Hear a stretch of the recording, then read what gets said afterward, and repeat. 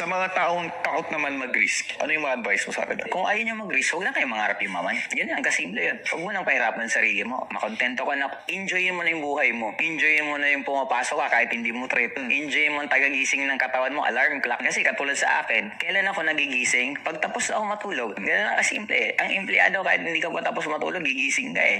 Tapos matutuwa ka lang tuwing sweldo, tuwing ganito. May control ng tao yung happiness mo eh. Kaya kailangan mo na maging masaya. Adjust mo na yung happiness mo. Huwag ka na mainggit sa may mga kotse. Maging masaya ka na at pumapasok ka, may trabaho. Yun lang yun para sa akin. Pero if you really want to change your life, you should learn to love risk. Na maintindihan mo na part ang pain, part ang failures ng stages ng life mo para ka maging successful. Kasi lahat naman sa atin eh. Hindi naman natin mararating tong narating natin kung wala tayong failures eh. Totoo. Nagkataon lang na hindi na natin pinag-uusapan kasi after we fail, move on. Eh yung mga first time kasi mag-fail, issue masyado sa kanila ang failures. Ayaw lang nila